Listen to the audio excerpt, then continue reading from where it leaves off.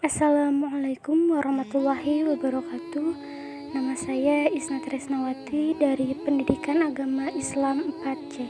Saya akan menjelaskan hadis dasar pendidikan. Yang pertama, hadis dan terjemah. Bismillahirrahmanirrahim. An Ibnu Abbas radhiyallahu anhu qala sallallahu alaihi wasallam, man yuridillahu bihi khairan wa yufaqihuhu fid din wa innamal ilmu bita'lim. Rawahu Bukhari. Artinya, dari Ibnu Abbas radhiyallahu anhu, Rasulullah sallallahu alaihi wasallam bersabda, barang siapa yang dikehendaki Allah menjadi baik, maka akan dipahamkan hal agama, dan sesungguhnya ilmu itu belajar. Hadis riwayat Bukhari.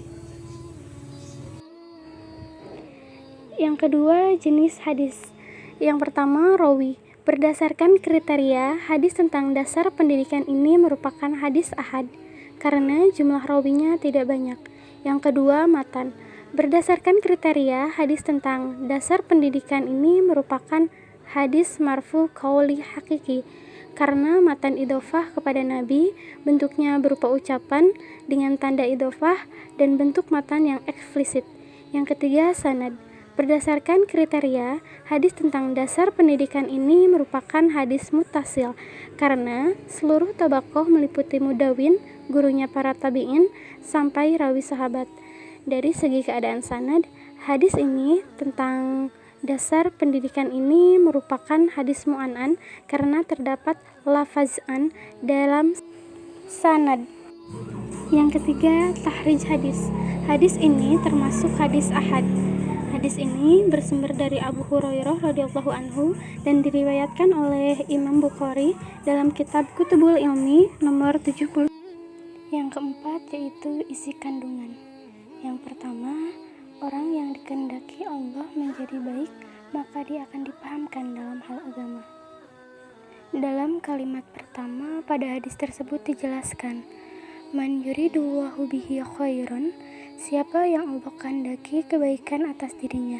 Tentu saja baik yang dimaksud dalam hadis ini adalah baik menurut Allah, karena baik menurut manusia masih bersifat relatif, sehingga baik yang dimaksudkan dalam hadis tersebut adalah sebuah kepastian, karena bersifat mutlak. Pada kalimat berikutnya dijelaskan, salah satu cirinya adalah yufaqihuhu fiddin, Allah pahamkan atas perihal agama. Maka salah satu ciri orang yang Allah kehendaki kebaikan atas dirinya adalah orang yang Allah pahamkan perihal agama.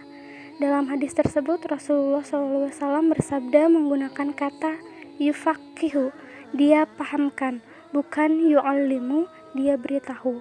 Dalam hal kandungan makna, kata alim masih berada di bawah kata faqih karena paham lebih sekedar dari tahu.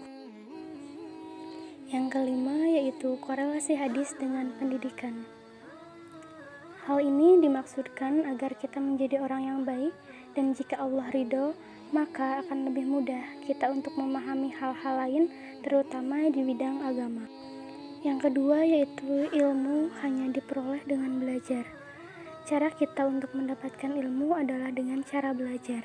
Dan yang pertama kali kita pelajari dari suatu hal adalah dasarnya terlebih dahulu, agar paham akar dari pembelajaran tersebut, sehingga mudah untuk pembelajaran ke depannya.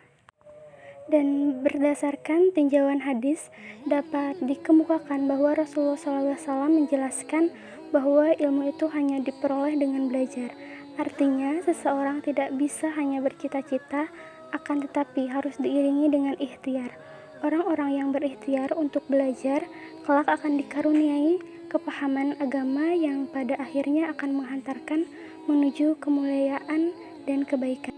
Yang ketiga yaitu dasar pendidikan. Dalam hadis ini berguna agar pendidikan tetap kokoh di tengah kemajuannya ilmu teknologi, sains, dan informasi, tidak seperti air di atas daun talas, mudah terombang-ambing.